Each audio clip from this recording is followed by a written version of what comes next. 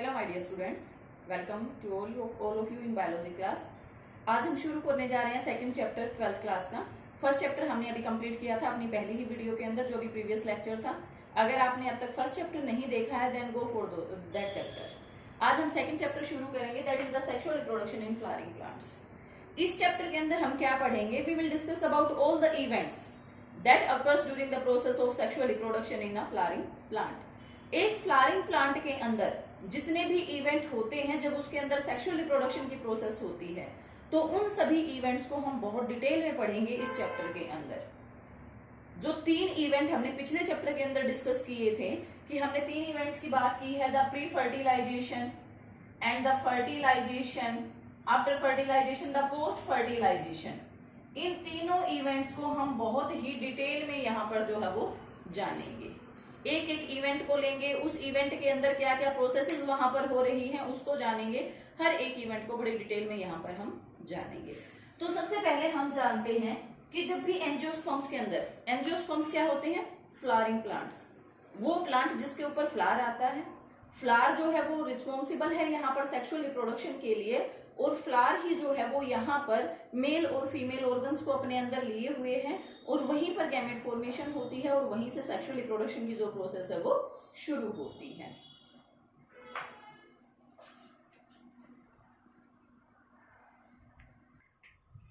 सबसे पहले हम जानेंगे अबाउट द फ्लावर।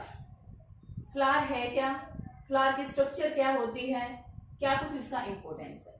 देखिए, अगर हम फ्लावर की बात करते हैं तो we are having this structure of a plant from the immemorial times. बहुत पुराने टाइम से हम ये जो स्ट्रक्चर है वो देखते आए हैं, लेकिन हमने कभी इसको इस पॉइंट ऑफ व्यू से नहीं सोचा कि ये जो फ्लावर है ये प्लांट के लिए कैसे इंपॉर्टेंट है।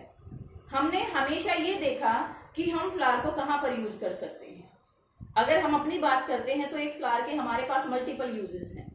सुबह सुबह घर के अंदर जो पूजा होती है, वर्शिपेबल जो वर्क है, वहां पर आपको किसी के सामने अपनी फीलिंग्स एक्सप्रेस करनी है, वहां पर कहीं पर किसी की डेथ हो गई है, वहां पर उसको श्रद्धांजलि देने के लिए वहां पर अलग अलग जगह पर जो है वो फ्लावर को बहुत पुराने टाइम से यूज किया जा रहा है, फ्रॉम द टाइम इमेमोरियल, बहुत लंबे टाइम से। लेकिन एक फ्लावर का एक प्लांट के लिए क्या यूज होता है? अगर मैं एंजियोस्पर्म की बात करूं तो अगर एंजियोस्पर्म के अंदर फ्लावर है then they are able to perform the process of sexual reproduction. अगर वहां पर फ्लावर नहीं है then they will not be able to perform this process. ये प्रोसेस वहां पर नहीं होगी। तो देखिए, फ्लावर क्या है? फ्लावर प्लांट की ही एक स्ट्रक्चर है, और फ्लावर की अरेंजमेंट जो होती है that is also known as inflorescence. We have also discussed about this in class 11th कि एक प्लांट के ऊपर किस पैटर्न में फ्लावर आते हैं, कैसे फ्लावर आते हैं, नंबर में कितने आते हैं, उस सब अरेंजमेंट को हम बोलते हैं इनफ्लोरेसेंस। किस तरीके से वहां पर फ्लावरिंग है, टर्मिनल है, एक्सियल है, और फ्लावर की जो एस्टिवर्स किस तरीके की जो फ्लावरिंग है, सेपल पेटल्स की अरेंजमेंट कैसी है, ये सब चीजें हमने 11th क्लास के अंदर बड़े अच्छे से डिस्कस की है। ठीक है, तो यहाँ पर फ्लावर का यूज हमने जाना कि ह्यूमन बीइंग अपने अलग अलग पर्पजेस के लिए, अपने अलग अलग कामों के लिए फ्लावर को यूज करता है। But if I talk about the role of flower to a plant, एक प्लांट के ऊपर जो फ्लावर आया है वो कैसे आता है, और उसका यहाँ पर जो यूज है वो क्या है। अगर मैं यहाँ पर फ्लावर की बात करती हूँ तो एक स्टेम है। स्टेम के ऊपर लीव्स बनी हुई है, यहाँ पर ब्रांचेस बनी हुई है, अलग अलग टहनियां निकली हुई है। तो यहीं पर एक छोटा सा प्राइमोर्डियम बनता है। प्राइमोर्डियम मीन्स यू कैन से बड। एक बड बनती है, एक प्रीवियस स्ट्रक्चर बनती है, जहां से फ्लावर की फॉर्मेशन शुरू होती है। धीरे धीरे करके यही जो बड है ये ओपन होती है and it get converted into a flower, और ये जो है एक फ्लावर के अंदर कन्वर्ट हो जाती है।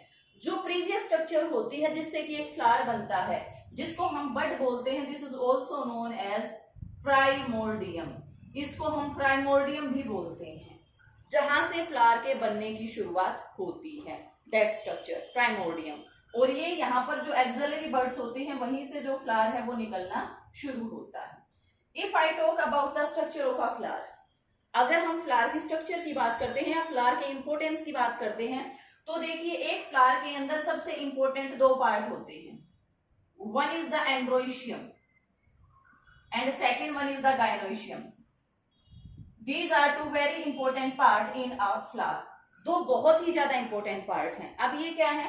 If I talk about the word androecium then this is used for the male gametophyte और द मेल सेक्स ऑर्गन्स।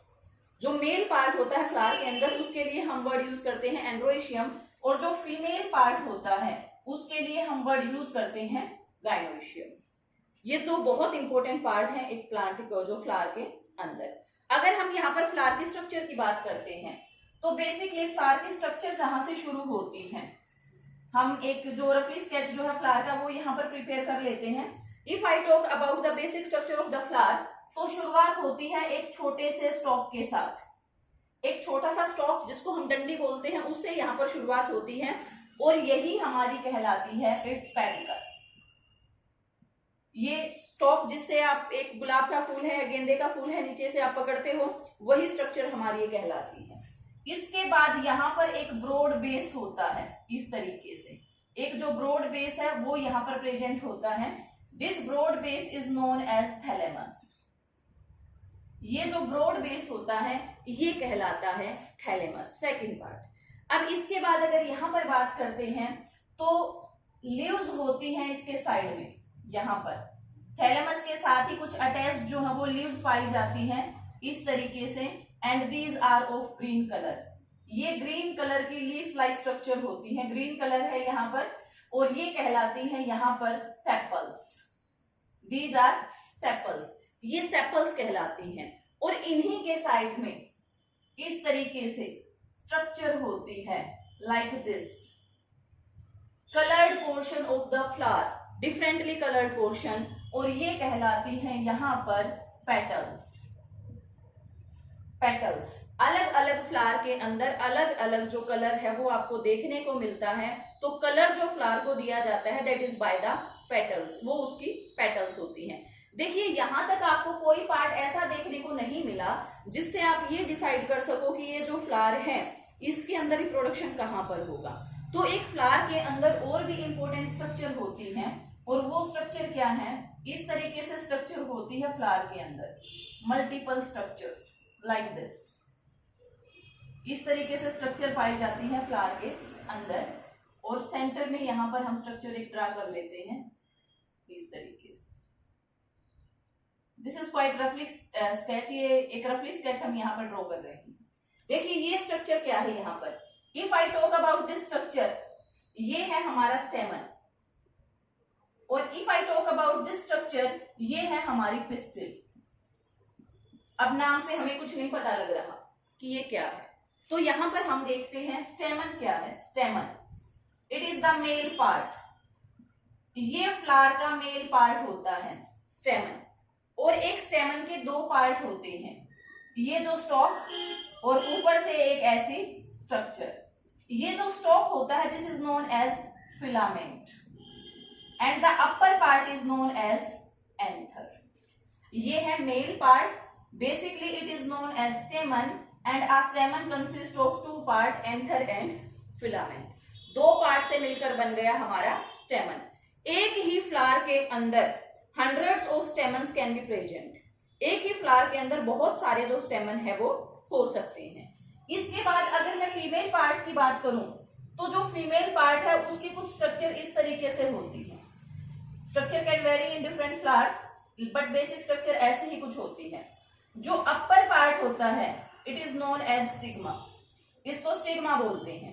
जो सेंट्रल पार्ट होता है इसको बोलते हैं स्टाइल, और जो लोअर पार्ट होता है बेसल स्वोलन पार्ट, सबसे नीचे वाला फूला हुआ पार्ट, इसको बोलते हैं ओवेरी। तीनों को मिलाकर बोलते हैं पिस्टिल, तीनों के कॉम्बो को बोलते हैं pistil, and this is the female part of a flower. ये फीमेल पार्ट होता है फ्लावर का। तो यहाँ पर स्टेमन male part, pistil female part. Pistil को ही हम कार्पल भी कहते हैं, कब, जब बहुत सारी पिस्टिल्स प्रेजेंट होती हैं, दे कैन बी यूनाइटेड और फ्री। श्योरली वहां पर स्टेमन का नंबर तो काफी ज्यादा होगा एक फ्लावर के अंदर, लेकिन स्टेमन का नंबर है वो एक भी हो सकता है और एक से ज्यादा भी हो सकता है। ठीक है, तो यहाँ पर ये बेसिक स्ट्रक्चर है मेल और फीमेल रिप्रोडक्टिव ऑर्गन की इन अ फ्लावर। अभी देखिए यहाँ पर क्या है, हम कहते हैं कि किस चीज का बनना जरूरी है सेक्सुअल रिप्रोडक्शन के लिए, दैट इज गैमीट्स। तो यहाँ पर थोड़ा सा आपको बता देती हूँ कि अगर मेल गैमीट की हम बात करते हैं तो वो बनते हैं एंथर के अंदर, और अगर फीमेल गैमेट की बात करते हैं तो फीमेल के गैमेट्स होते हैं ओवेरी के अंदर। Ovary consists female gametes and the anther consist of male gamete. इसके अंदर जो मेल के गैमेट है वो बनते हैं। अब देखिए यहाँ पर जो गैमेट्स होते हैं वो हमें पता लग गया कि मेल के गैमेट जो है एंथर के अंदर बनेंगे और फीमेल के गैमेट जो है वो ओवेरी के अंदर बनेंगे। तो यहाँ पर थोड़ा सा इनके बारे में हम जान लेते हैं कि प्री फर्टिलाइजेशन इवेंट के अंदर आप क्या क्या पढ़ेंगे। If I talk about the pre fertilization event in a plant, अगर आप प्री फर्टिलाइजेशन इवेंट की बात करते हो तो आप यहाँ पर क्या क्या पढ़ेंगे, आपको पहले भी पता है। सबसे पहले हम पढ़ेंगे अबाउट द गैमेटोजेनेसिस और you can say gamete formation. तो प्लांट के अंदर गैमेटोजेनेसिस में हम दो टॉपिक पढ़ेंगे। क्या है यहाँ पर, पहला है माइक्रोस्पोरोजेनेसिस एंड सेकंड है मेगास्पोरोजेनेसिस। मेगास्पोरोजेनेसिस, अब देखिए दोनों क्या है। Microsporogenesis, this is the formation of pollen grain. Microsporogenesis, pollen grain के बनने की प्रोसेस को बोलते हैं माइक्रोस्पोरोजेनेसिस, और ओव्यूल के बनने की प्रोसेस को बोलते हैं ovule formation, that is known as megasporogenesis. ये दोनों प्रोसेसेस हम डिटेल में पढ़ेंगे, लेकिन ये प्रोसेसेस पढ़ने से पहले what we have to do, we will have to discuss the structure of male and female part in detail। हमें डिटेल में पढ़ना पड़ेगा कि मेल पार्ट के अंदर माइक्रोस्पोरोजेनेसिस होती कहां पर है और फीमेल पार्ट के अंदर मेगास्पोरोजेनेसिस कहां पर होती है। तो अगर इनकी हम बात करते हैं तो सबसे पहले हम डिस्कस करते हैं the male reproductive part. Male के पार्ट को हम सबसे पहले यहाँ पर डिस्कस करते हैं।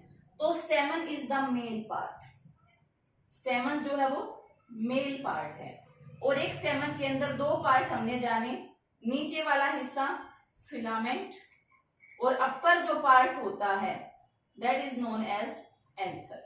ये हो गया हमारा एंथर। तो एंथर और फिलामेंट से मिलके बन गया स्टेमन। अब देखिए यहाँ पर दोनों का रोल क्या है, what is the role of anther and what is the role of filament.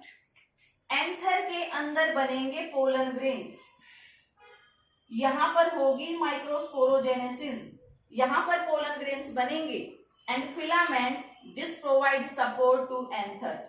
Anther को नरिशमेंट देता है, सपोर्ट देता है, थैलेमस के साथ एंथर को जोड़ कर रखता है। तो ये फंक्शन होता है यहाँ पर फिलामेंट का। तो अब एंथर जो है उसकी स्ट्रक्चर कैसी होती है, what is the basic structure of anther, क्या है उसकी स्ट्रक्चर के अंदर।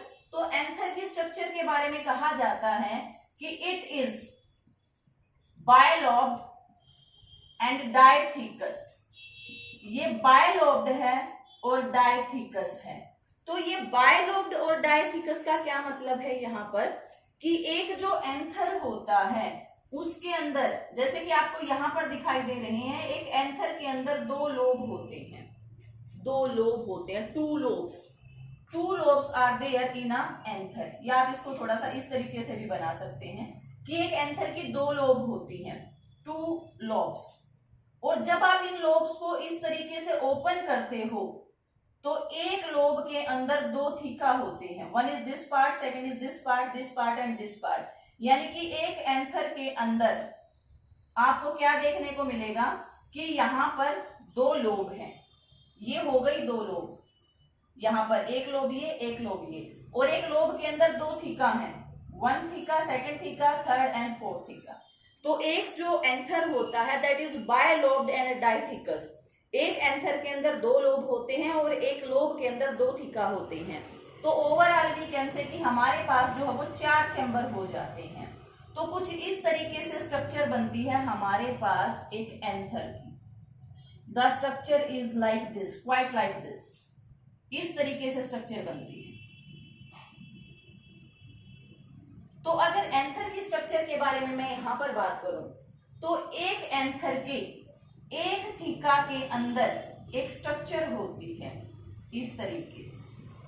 तो एंथर के अंदर थीका है 4, तो स्ट्रक्चर भी कितनी हो गई, 4 हो गई इस तरीके से।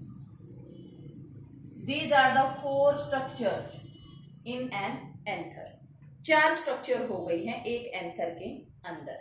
अब देखिए एंथर की मैं अगर स्ट्रक्चर की बात करूं तो plant to plant number vary करता है, स्ट्रक्चर वेरी करता है। अलग अलग तरीके के फ्लावर्स के अंदर आपको अलग अलग देखने को मिल सकता है। You can collect a number of flower 10 to 15 और उनके अंदर आप एंथर की स्ट्रक्चर देख सकते हो। कहीं पर फिलामेंट बहुत छोटा होता है, कहीं पर बहुत बड़ा होता है, कहीं पर एंथर बड़ा है, कहीं पर छोटा है। तो देखिए ये एंथर की एक बेसिक स्ट्रक्चर है। यहाँ पर क्या है कि जो एंथर होता है उसके अंदर ये जो 4 स्ट्रक्चर आपको दिखाई दे रही हैं, this is known as microsporangium. These 4 structures are known as microsporangium, and in an anther there are 4 microsporangium. एक एंथर के अंदर 4 माइक्रोस्पोरेंजियम होते हैं और एक माइक्रोस्पोरेंजियम के अंदर 1 microsporangium can form thousands of pollen grain. एक ही माइक्रोस्पोरेंजियम के अंदर thousands of pollen grains can be formed. बहुत ज्यादा पोलन ग्रेन्स यहाँ पर बन सकते हैं। तो एक माइक्रोस्पोरेंजियम के अंदर से अगर थाउजेंड्स हैं तो 4 माइक्रोस्पोरेंजियम के अंदर से कितने होंगे, और एक एंथर के अंदर से कितने पोलन ग्रेन बाहर निकलेंगे। और एक एंथर के बाद अगर एक फ्लावर की बात करें, एक फ्लावर के अंदर अगर 100 एंथर हैं तो कितने पोलन ग्रेन्स एक फ्लावर से निकलकर बाहर आएंगे। तो यहाँ पर जो एंथर है उसकी स्ट्रक्चर को हमें जानना है। लेकिन अभी ये बेसिकली इंट्रोडक्टरी पार्ट था इस चैप्टर के लिए, तो एक बेसिक व्यू जो है वो मैंने इस चैप्टर का आपको दे दिया है। एंथर के बारे में बता दिया है कि बायलॉब्ड और डायथिकस होता है। देखिए बीच वाला जो पार्ट होता है, इसका जो ये वाला पार्ट होता है, it is connected with the help of connective tissue. यहाँ पर कनेक्टिव टिश्यू प्रेजेंट होता है, here connective tissue is present, यहाँ पर ये टिश्यू है। तो अब नेक्स्ट जो लेक्चर है हम वो शुरू करेंगे with the structure of anther. Detail में आपको बताऊंगी कि माइक्रोस्पोरेंजियम के बाहर कितनी लेयर हैं, हर एक लेयर का क्या रोल है और किस तरीके से पोलन ग्रेन फॉर्म होता है। तो नेक्स्ट लेक्चर के अंदर we will complete the process of microsporogenesis, कि किस तरीके से पोलन ग्रेन बनते हैं मेल पार्ट के एंथर के अंदर। Till then revise the concept. Have a nice day.